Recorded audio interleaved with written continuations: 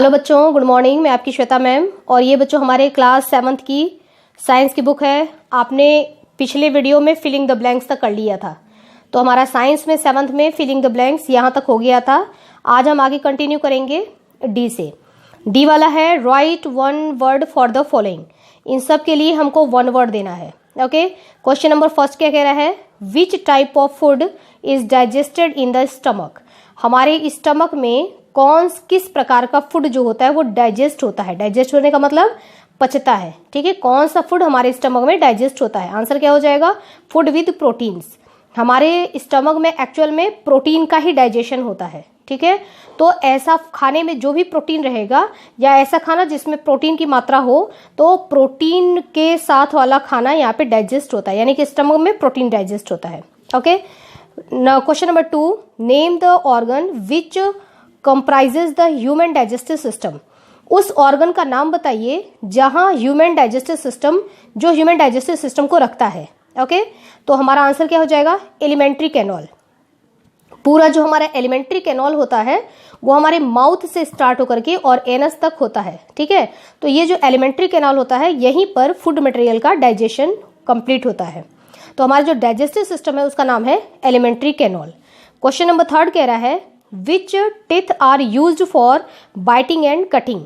जो हमारे टिथ होते हैं, हमारे दांत होते हैं, उनमें से कौन सा टिथ है जो कि बाइटिंग यानी कि काटने के लिए, बाइटिंग और कटिंग है ना, जो काटने के लिए इस्तेमाल की जाती है। ओके, तो आंसर क्या हो जाएगा? Incisor. Incisor, canine, premolar, molar, ये 4 टाइप्स के हमारे टीथ होते हैं। टीथ के डायग्राम में मैं आपको बताऊंगी। तो इंसीजर होता है जो आगे के दांत होते हैं, ये कटिंग के लिए, बाइटिंग के लिए काम आते हैं। नेक्स्ट है question number 4, name the organs that make up the alimentary canal. Alimentary canal को, पूरे एलिमेंट्री कैनॉल के अंतर्गत कौन कौन से ऑर्गन आते हैं उसका हमको नाम बताना है। ओके, जैसे डाइजेस्टिव सिस्टम तो हमारा एलिमेंट्री कैनॉल है, लेकिन एलिमेंट्री कैनॉल जैसे मैंने आपको बताया माउथ से लेकर के एनस तक होता है। तो टोटल एलिमेंट्री कैनॉल, एक बड़ा सा एलिमेंट्री कैनॉल, एक बड़ी पाइप है। अगर उसको हम डिवाइड करते हैं तो उसके क्या क्या नाम होंगे। ओके, तो इसके लिए हम जाएंगे पेज नंबर 25 पर। पेज नंबर 25 पर आप यहां देखिए, हमारा आंसर क्या होगा? माउथ। एलिमेंट्री कैनॉल का फर्स्ट जो होता है वो होता है माउथ, यहां से स्टार्ट होता है। सेकंड एक पाइप आती है लंबी सी, उसको हम बोलते हैं ओसोफेगस। उसके बाद आता है स्टमक, यानी कि हमारा पेट। हम माउथ में पहले खाना लेते हैं, वहां से एक लंबी पाइप ओसोफेगस से होते हुए फूड मटेरियल स्टमक में जाता है। स्टमक में फूड मटेरियल जो है वो लगभग 4 घंटे तक रहता है, या भोजन पर डिपेंड करता है कि हमने किस तरीके का फूड मटेरियल लिया है। ठीक है, तो यहाँ स्टमक में 4 घंटे खाना रहने के बाद, लगभग 4 घंटे खाना रहने के बाद आगे बढ़ेगा और फूड मटेरियल जाएगा स्मॉल इंटेस्टाइन में। स्मॉल इंटेस्टाइन से ये जाता है लार्ज इंटेस्टाइन में, और लार्ज इंटेस्टाइन से लास्ट होता है एनस। ओके, तो माउथ से स्टार्ट होकर के एनस तक, ये हमको सारे पार्ट्स के नाम लिखने हैं। ये एलिमेंट्री कैनॉल के सारे पार्ट्स होते हैं। ओके, आप लिख लो इसको, mouth, oesophagus, stomach, small intestine, large intestine, anus. इसको आप राइट डाउन कर लीजिए यहाँ पर। उसके बाद आगे बढ़ते हैं।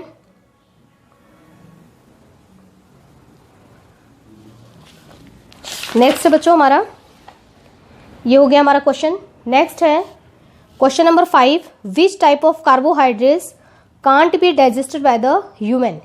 ह्यूमन में किस प्रकार का कार्बोहाइड्रेट डाइजेस्ट नहीं होता है?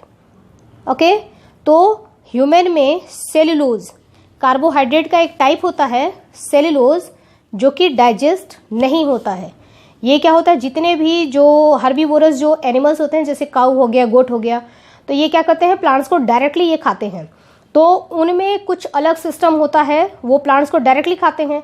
तो जितने भी प्लांट्स होते हैं ना, उनके सेल के अंदर सेलुलोज पाया जाता है। तो वो सेलुलोज को डाइजेस्ट करने के लिए उनके बॉडी में कुछ खास ऐसा स्पेशल ऑर्गन होता है जो कि सेलुलोज का डाइजेशन करता है। हम लोग क्या करते हैं? हम लोग डायरेक्टली तो खाते नहीं है। अगर हम कुछ भी लाते हैं, जैसे पालक हम लाए तो उसको हम डायरेक्टली नहीं खाएंगे। बैंगन हम लाते हैं तो उसको डायरेक्टली नहीं खाते, हम क्या करते हैं? उसको पका करके खाते हैं। तो जब हम पका कर खाते हैं तो सेलुलोज वहाँ पर जो है वो एकदम ढीला हो जाता है, टूट जाता है। ओके, तो हमको सेलुलोज का डाइजेशन नहीं करना होता है। तो which type of carbohydrate can't be digested by the human, human के द्वारा कौन सा कार्बोहाइड्रेट डाइजेस्ट नहीं होता है, आंसर होगा सेलुलोज। ओके बच्चों, तो ये हो गया हमारा वन वर्ड आंसर। आगे बढ़ते हैं, नेक्स्ट है हमारा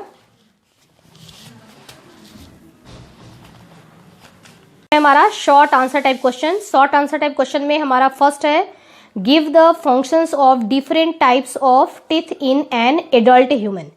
एडल्ट ह्यूमन यानी कि मतलब बड़े जो हम लोग बड़े जो हैं इंसान, ओके, एडल्ट जो हैं, जो टीनेजर्स टीन एज को जो क्रॉस कर गए हैं उनको एडल्ट बोलते हैं। तो एडल्ट ह्यूमन में हमको क्या बताना है, टीथ के जो डिफरेंट टाइप्स ऑफ टीथ हैं उनके फंक्शन बताने हैं। ओके, तो आंसर के लिए हम जाएंगे पेज नंबर 20 पर। देखिए बच्चों, ये है, हम लिखेंगे टाइप्स ऑफ टीथ, कह रहा है ना डिफरेंट टाइप्स ऑफ टीथ। तो हमारे डिफरेंट टाइप्स ऑफ टीथ कौन कौन से हैं, फर्स्ट है इंसीजर, सेकंड है कैनाइन, थर्ड है प्रीमोलर और फोर्थ है मोलर। ठीक है, ये हमारे 4 टाइप्स के टीथ होते हैं, इंसीजर, कैनाइन, प्रीमोलर और मोलर। अब आप अगर टीथ का डायग्राम देखेंगे, यहाँ देखिए आपको दिख रहा है, ये जो हमारे आगे के होते हैं ना बच्चों टीथ, इनको हम बोलते हैं इंसीजर। उसके जस्ट बगल में जो टीथ होता है उनको हम बोलते हैं कैनाइन। उनके पीछे के जो टीथ होते हैं उनको बोलते हैं प्रीमोलर, और लास्ट के जो टीथ होते हैं ना पीछे पीछे होते जाएंगे वो होता है मोलर। यानी कि वो तो मैं आपको डायग्राम से बाद में और बता दूंगी, अभी लॉन्ग क्वेश्चन में आएगा।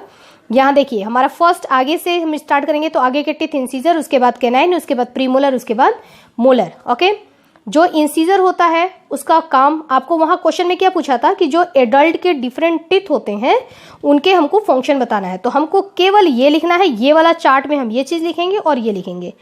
इंसीजर का फंक्शन क्या होता है, बाइटिंग और कटिंग। ओके, सेकेंड है हमारा कैनाइन। कैनाइन का काम होता है टीयरिंग, यानी कि फाड़ना। जैसे एप्पल लिए हम, है ना, उसको फाड़ने का काम कौन करेगा, यानी फाड़ना यानी कि टीयरिंग, ये काम कौन करेगा, कैनाइन। नेक्स्ट है हमारा प्रीमोलर। प्रीमोलर का काम होता है च्यूइंग एंड ग्राइंडिंग, यानी कि चबाने का काम और उसको पीसने का काम, है ना। ग्राइंडिंग, जिस तरीके से हम मिक्सी में चीज़ों को पीसते हैं, बारीक करते हैं ना, वो होता है ग्राइंडिंग।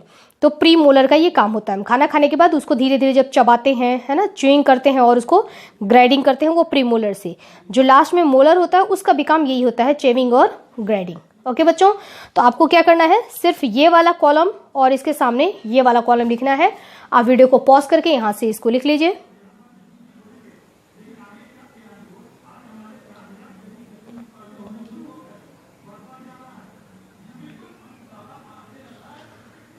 ओके बच्चों, चलिए आगे बढ़ते हैं क्वेश्चन नंबर 2 पर।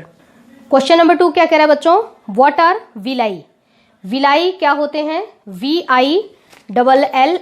इसको देखिए आप पास से, व्हाट आर विलाई। ओके, ये हमारा है, यहां से आप क्वेश्चन इसको लिख लीजिए। आंसर के लिए हम चलेंगे पेज नंबर 23 पर। ओके, देखिए बच्चों, इसका आंसर हमारा, finger like projection on the inner wall of the small intestine are called villi. These villi increase the surface area for absorption. जो हमारे स्मॉल इंटेस्टाइन होता है, उस स्मॉल इंटेस्टाइन में, सपोज करो कि ये हमारा स्मॉल इंटेस्टाइन है, उस स्मॉल इंटेस्टाइन में इस तरीके से फिंगर लाइक, अपने उंगलियों की तरह से ऐसे ऐसे प्रोजेक्शन होते हैं। प्रोजेक्शन का मतलब होता है उभार, है ना, ऐसे ऐसे इसके जो इनर वॉल होता है ना, अंदर वाली, देखिए ये बाहर वाली वॉल है, ये अंदर वाली वॉल है। तो अंदर वाली वॉल जो होती है वो इस तरीके से, इसमें फिंगर लाइक ऐसे ऐसे प्रोजेक्शन होते हैं। ठीक है, ऐसे ऐसे फिंगर लाइक प्रोजेक्शन होते हैं, इन्हीं को हम बोलते हैं विलाई। ये जो होंगे ये विलाई कहलाएंगे, और इनका काम क्या होता है, ये सरफेस एरिया को बढ़ा देते हैं। सरफेस एरिया बढ़ाने का मतलब क्या, जैसे मान लो कि एक इतना बड़ा सा रस्सी है, ठीक है ना, जगह यहाँ से यहाँ तक ही रखने का है, और आपने इतनी बड़ी रस्सी को एक फैला करके रख दिया। अब मैंने बोला कि इससे भी बड़ी रस्सी को इतने ही दूर में तुम रख सकते हो क्या, तो तुम्हारे पास है आइडिया, बिल्कुल भी। एक बड़ी रस्सी ले लो और उसको ऐसे ऐसे ऐसे ऐसे ऐसे ऐसे घुमा के रख दो। ठीक है, देखो उतने ही जगह में एडजस्ट है, लेकिन इसको जब हम ओपन करेंगे, इसको जब हम खींचेंगे तो ये काफ़ी बड़ा है और ये छोटा है। ठीक है, तो सरफेस एरिया क्या होता है, बढ़ जाता है। मतलब एरिया बढ़ाने के लिए ये क्या करते हैं, विलाई बने होते हैं स्मॉल इंटेस्टाइन में, ताकि ज़्यादा से ज़्यादा डाइजेस्टिव फूड, जो फूड डाइजेस्ट हो चुका है ना, उसको ज़्यादा से ज़्यादा एब्जॉर्ब करके उसको अंदर ले लिया जाए ब्लड में। ओके बच्चों, तो ये हो गया हमारा क्वेश्चन नंबर 2 का आंसर। अब आप इसको राइट डाउन कर लीजिए। वीडियो को बच्चों पॉज करो और यहाँ से इसको लिख लो, जितना मैंने टिक किया बच्चों बस आपको वही लिखना है ना, यहाँ से लेकर के पहले यहाँ तक लिखना है, फिर यहाँ से लेकर के यहाँ तक लिखना है।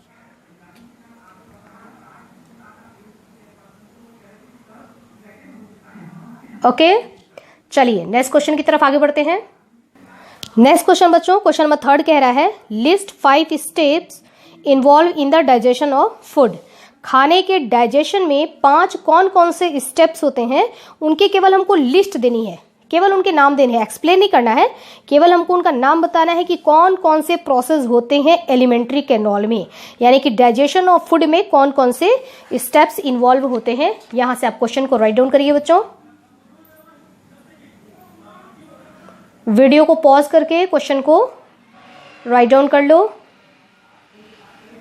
ओके, चलिए आंसर के लिए हम चलते हैं पेज नंबर 18 पर।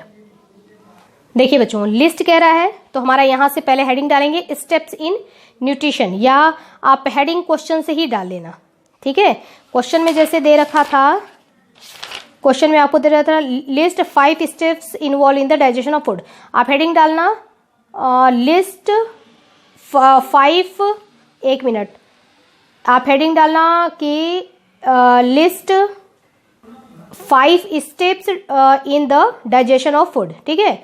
5 स्टेप्स आपको हेडिंग यहाँ से डालना है, 5 स्टेप, 5 स्टेप्स जो कि फूड के डाइजेशन में होते हैं, ठीक है। ये हेडिंग आप यहाँ से डाल के और आप सीधे आएंगे आंसर पर। आंसर पर बच्चों हमको कुछ नहीं, सिर्फ नाम लिखना है क्योंकि लिस्टिंग केवल देनी है। फर्स्ट हमारा हो जाएगा ingestion, first ingestion, second digestion, third हो जाएगा एब्जॉर्प्शन, फोर्थ हो जाएगा एसिमिलेशन और 5 हो जाएगा इजेशन।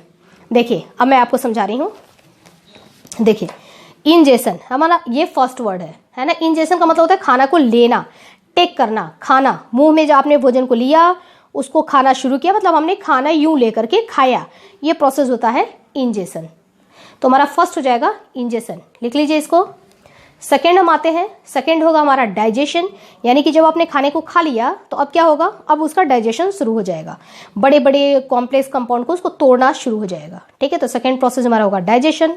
थर्ड एब्जॉर्प्शन, ठीक है। एब्जॉर्प्शन का मतलब जब खाना खा लिया, अभी मैंने आपको दिखाया था ना कि विलाई में कैसे एब्जॉर्प्शन हो रहा है, खाना खा लिया तो जो डाइजेस्ट जो हुए हैं, जो अच्छे अच्छे उसमें न्यूट्रिएंट्स हैं, उनको ब्लड में ले लिया जाएगा, ठीक है। इस प्रोसेस को हम बोलेंगे एब्जॉर्प्शन। जो ब्लड में हमने न्यूट्रिएंट्स को लिया, उन न्यूट्रिएंट्स को अब तोड़ करके उससे एनर्जी बनाई जाएगी और वो एनर्जी आपको दी जाएगी कि आपने खाना खाया है ना, तो उसी खाने का ये एनर्जी ले लो आप, ठीक है। तो खाने का बेनिफिट यानी कि खाने की एनर्जी आपको दी जाएगी ताकि आप उससे काम कर सकें, ये प्रोसेस कहलाएगा एसिमिलेशन। और लास्ट है इजेशन। इजेशन का मतलब अनडाइजेस्टेड फूड, जो डाइजेस्ट न हो सका उसको बॉडी से बाहर निकालना, ये प्रोसेस कहलाता है इजेशन।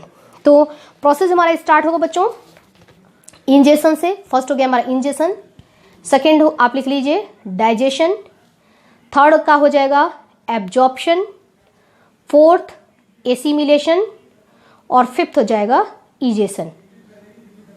ओके बच्चों, चलिए आगे बढ़ते हैं नेक्स्ट क्वेश्चन की तरफ। नेक्स्ट क्वेश्चन है बच्चों, name any 4 digestive enzymes and state where each is produced. हमको नाम बताना है किसी 4 डाइजेस्टिव एंजाइम्स का। जब फूड मेटल का डाइजेशन होता है तो वहां पर डाइजेस्टिव एंजाइम्स होते हैं जो कि डाइजेशन में हेल्प करते हैं। तो 4 डाइजेस्टिव एंजाइम्स का नाम बताएंगे और साथ में हम ये बताएंगे state where each is produce, कि ये कहाँ कहाँ प्रोड्यूस्ड होते हैं, ठीक है। एलिमेंट्री कैनॉल के कौन कौन से भाग से ये प्रोड्यूस्ड होते हैं, निकलते हैं, रिलीज होते हैं, और जो है इनका नाम क्या है। ओके, तो चलिए आंसर के लिए हम आते हैं पेज नंबर 23 पर।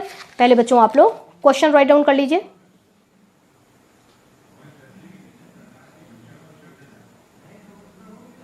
आंसर के लिए चलिए चलते हैं पेज नंबर 23 पर। देखिए बच्चों, हमारा यहाँ नेम लिखेंगे हम एंजाइम का। फर्स्ट लिखेंगे हम सैल्वरी एमाइलेज, ठीक है। ये सैल्वरी एमाइलेज ये जो होता है, अब आपको बताना है कि साइट कहाँ से सिक्रीट होता है। आपको ये वाली लाइन नहीं लिखनी है, सैल्वरी एमाइलेज ये एंजाइम का नाम, और ये कहाँ से सिक्रीट होता है आपको सिर्फ ये बताना है कि ये माउथ से सिक्रीट होता है। तो ये वाला कॉलम और ये, ठीक है ना, ये हमारे माउथ में जो लार होते हैं सलाइवा, उनसे जो एंजाइम निकलता है उसको हम सैल्वरी एमाइलेज कहते हैं, और ये काम करते हैं कार्बोहाइड्रेट के डाइजेशन का। ओके, उसके बाद हम सेकेंड लिखेंगे एंजाइम का नाम पेप्सिन, और ये कहाँ निकलता है, जगह का नाम तो हम बोलेंगे स्टमक, हमारे पेट में ये निकलता है, ठीक है ना, स्टमक में रिलीज होता है। नेक्स्ट हो जाएगा लाइपेज, हमारा थर्ड एंजाइम। अब ये एंजाइम कहाँ से रिलीज होता है, हम लिखेंगे स्मॉल इंटेस्टाइन में रिलीज होता है। फोर्थ हमने लिख लिया लैक्टोज, और ये कहाँ रिलीज होता है, तो हम बताएंगे कि ये भी स्मॉल इंटेस्टाइन में रिलीज होता है। तो इन चार, ये वाला चार और ये चार, सिर्फ आपको यही लिखना है। ओके, जो पूछ रहा है सिर्फ वही बताएंगे। अब मैं आपको राइटिंग के लिए इसको दिखा रही हूँ, आपको जूम करके देखिए। पहले आप एंजाइम का नाम लिख लीजिए। फर्स्ट हमने लिखा सल्फरी एमाइलेज, सेकेंड पेप्सिन, थर्ड लिखेंगे लाइपेज और फोर्थ लिखेंगे लैक्टोज। इसके ठीक सामने हम लिखेंगे कहाँ से रिलीज होते हैं। सल्फरी एमाइलेज माउथ से, पेप्सिन स्टमक से, लाइपेज स्मॉल इंटेस्टाइन और लैक्टोज भी स्मॉल इंटेस्टाइन। ओके बच्चों, ये हो गया आपका आंसर, ठीक है। वीडियो पॉज करके आपने लिख लिया होगा। आगे बढ़ते हैं बच्चों नेक्स्ट क्वेश्चन पर। नेक्स्ट क्वेश्चन है बच्चों, what changes occur in the following during digestion. Digestion जब होता है तो स्टार्च, इसमें क्या डाइजेशन के दौरान इनमें क्या क्या परिवर्तन आता है। अगर आपने स्टार्च को खाया है तो उसमें क्या परिवर्तन आएगा, ये किस में चेंज हो जाएगा। अगर आपने फैट्स खाया है तो वो किस में चेंज हो जाएगा। प्रोटीन्स अगर आपके फूड मटेरियल में गया है तो वो किस में चेंज होगा। ओके, तो ये हो गया हमारा क्वेश्चन नंबर 5। सबसे पहले आप क्वेश्चन को राइट डाउन कर लीजिए, फिर आगे बढ़ते हैं।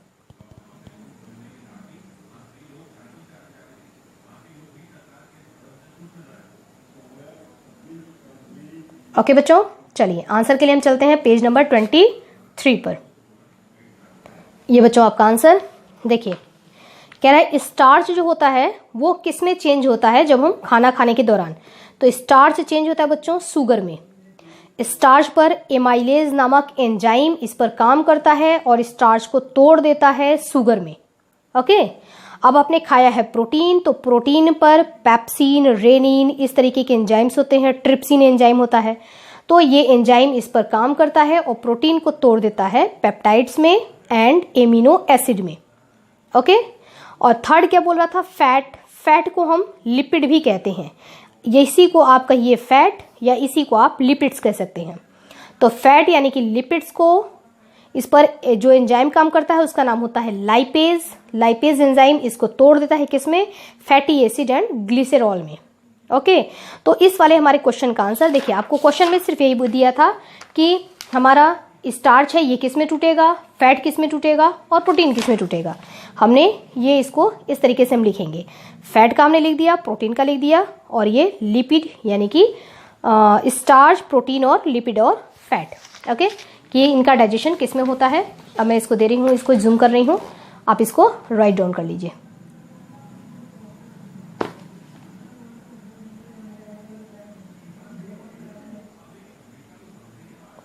ओके बच्चों, तो ये हमारे क्वेश्चन आंसर आप देखिए, हमने आज इस चैप्टर के शॉर्ट टाइप क्वेश्चन आंसर हमने डन कर लिए। अब हमारा बचा है लॉन्ग क्वेश्चन आंसर, जो कि हम करेंगे नेक्स्ट वीडियो में। सारा काम बच्चों कहाँ होना चाहिए, CW कॉपी में। यदि कोई बच्चा अगर ये सोचता हो कि चलो अभी तो कोई बात नहीं, स्कूल खुलेगा जब देखेंगे, तो अभी इसको रफ में कर लेते हैं, एक ही कॉपी में सारे सब्जेक्ट्स कर रहा है, तो बच्चों आपको बहुत भारी पड़ जाएगा। क्या है कि इतने सारे चैप्टर्स आपके हो जाएंगे ना जब तक स्कूल रीओपन होगा, और वापस आपको फिर CW काम जब करना पड़ेगा ना तो वो बहुत ज़्यादा बर्डन हो जाएगा। इसलिए अभी से आप एकदम प्रॉपर काम करते रहो। एक दिन आपको जो मिलता है ना, उस एक दिन आपको क्या करना है, पूरा CW में पहले काम करना है, फिर उसी सब्जेक्ट्स को आराम से लर्न करिए, फिर उसको होमवर्क रजिस्टर में प्रैक्टिस करिए, एकदम काम डन। एक दिन केवल एक सब्जेक्ट पढ़ना है। हिंदी के दिन सिर्फ हिंदी पढ़ो, इंग्लिश के दिन सिर्फ इंग्लिश पढ़ो, लेकिन एकदम तरीके से पढ़ो कि आपका काम भी, रूटीन काम भी डन हो गया और लर्न भी हो गया। ठीक है बच्चों, तो स्टडी करते रहिएगा। ओके बच्चों, हैव अ नाइस डे।